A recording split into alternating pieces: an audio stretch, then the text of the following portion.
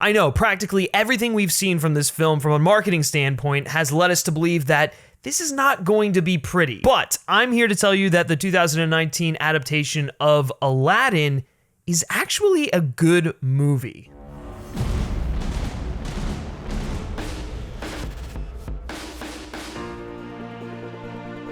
What is up, everyone, and welcome to Men vs. Movies. I'm Griffin, as always, and if this is your first time checking out one of our videos, consider hitting that subscribe button where we take on the best and worst of cinema on a weekly basis. Aladdin 2019 is directed by Guy Ritchie and stars Mena Massoud, Naomi Scott, Will Smith, and Marwan Kenzari. And I'm sure many of you are already familiar with the story of Aladdin, but it follows this young thief who falls in love with the princess and embarks on a magical journey after discovering a lamp, which is home to the genie. Now, I have to say, I was someone who was not looking forward to this film. Aladdin is one of my favorite Disney animated films, and honestly, the mere thought of it getting a live-action adaptation was enough to make me trepid. I find it to be some of Disney's finest work, and a large part of that can be attributed to Robin Williams' electric and show-stopping performance. How on earth were they going to do this without him in it? Tack onto that the addition of Guy Ritchie as the director, a guy who's known for his very British and hyper-stylized crime films,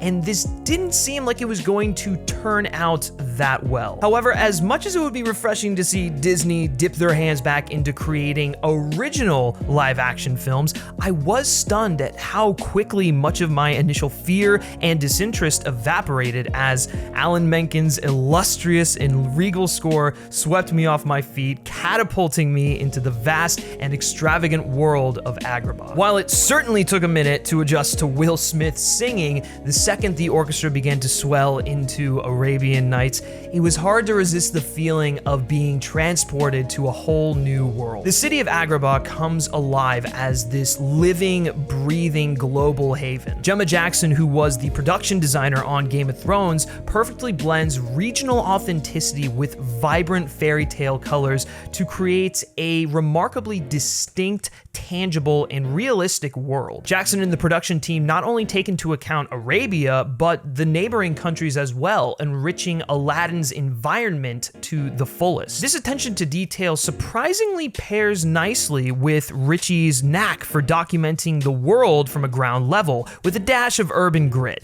allowing for the people and culture to enhance the already fleshed out world. However, with a director like Guy Ritchie in your arsenal, it's curious why more of his presence isn't felt. Save for a handful of slow-mo shots and the occasional kinetic whip pan, Aladdin is mostly devoid of the signature Ritchie-isms one would come to expect in his films, and it begs the question, why hire a director known for his flair and style only to neuter it? It's a puzzling decision, and while infusing more of Ritchie's style into the film would have been enjoyable, his tameness was actually welcome. By placing the focus on the world building, characters, and their relationships instead of ham-fisting a hyper-stylized aesthetic into the mix, Aladdin actually benefited in the long run. Ritchie certainly had a clear vision for how he wanted to tackle his interpretation of Aladdin, and despite a lack of his signature style, the film itself isn't devoid of style, and it's actually one of the adaptation's greatest attributes, is its ability to remain familiar while taking creative detours to make it its own. In the 2019 adaptation, we get a sense of Agrabah's place on the world stage and a bit of the global politics of the time. This is most clearly seen in Jafar and Jasmine's characters. Instead of a devilishly maniacal sorcerer, Jafar is actually more of the traditional Guy Ritchie character. He's a power-hungry, warmongering con man looking to expand the reach of Agrabah's empire. Acting as almost the Dick Cheney to the Sultan, Jafar is given far more texture than he was in the animated film as he looks to exploit Agrabah's strength for his own personal gain. While this update of the character certainly has its benefits, the traditionally distinct and formidable adversary unfortunately becomes a bit of an afterthought and never quite feels like much of a threat. This is partially due to the film shifting focus to establish Aladdin and Jasmine's relationship. Even more so than Jafar, Jasmine remains true to who she was in the original film, but is reinvented for the modern era. Jasmine is given such a powerful, topical, and rich character arc as she fights for her right to be heard, challenging the outdated laws and traditions of her country, and proving her strength, compassion, intellect, and capability as a leader. This is all brought to a head in one of the show's new show-stopping musical numbers, Speechless, in which a spectacular Naomi Scott, the real hero of this film, belts out these empowering lyrics with such palpable emotion. Scott truly shines in this role, commanding the screen with such confidence and personality, and bolstering what I feel to be the best performance in a Disney live-action film thus far. When it comes to Aladdin and Genie, the dynamic between the two is really brought to the forefront, allowing for a true friendship to form and blossom. Audiences will get a better sense of the brotherly camaraderie between the two characters,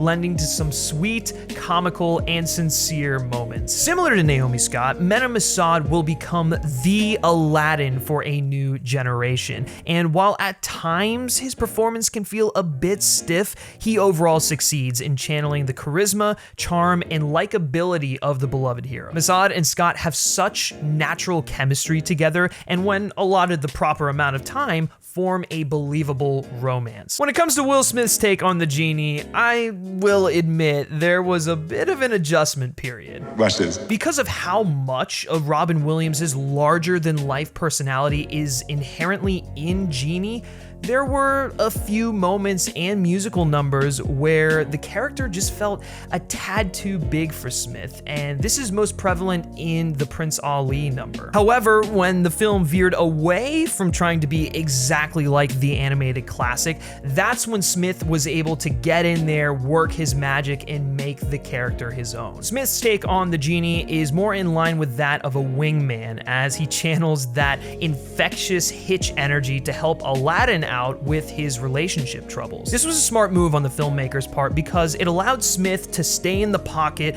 playing in a comfortable sandbox while never being forced to imitate Robin Williams. And truthfully, this can be said for the film as a whole. Before I give you my final verdict on Aladdin, guys, why don't you take a second here and like this video, share it with your friends, and subscribe to this channel if you feel so inclined for more movie reviews and movie-related content on a weekly basis. Aladdin is at its best when it ventures out to form its own interpretation, and while not all of the creative choices work, it is refreshing to see Guy Ritchie and the rest of the ensemble attempt a genuine reimagining. Arguably more so than the previous live-action remakes, Aladdin feels fresh, distinct, and modern as it aspires to be more than just a simple shot-for-shot remake, something that shouldn't go unnoticed despite its shortcomings. Sure, the execution can be a bit cartoony at times, and some of the musical numbers feel a bit too Broadway, and they definitely could have used a bit more dynamic and creative camera work,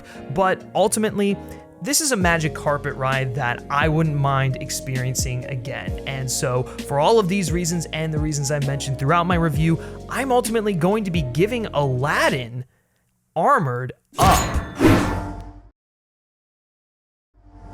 And now I want to hear from you all. I want to know what your favorite Disney live-action remake is down in the comments section below. Trust me, I'm not the biggest fan of them either, but I was impressed with how much Aladdin surprised me. And you know, speaking of Aladdin, if you've seen that film, be sure to let me know your thoughts and opinions on that down there as well. As always, guys, you can like Men vs. Movies on Facebook, follow us on Twitter simply by searching Men vs. Movies. And lastly, if you like me specifically and you like what I have to say, you can give me a follow on Twitter at Griff Schiller. All right, that's going to do it for this review, guys. And until next time, take care.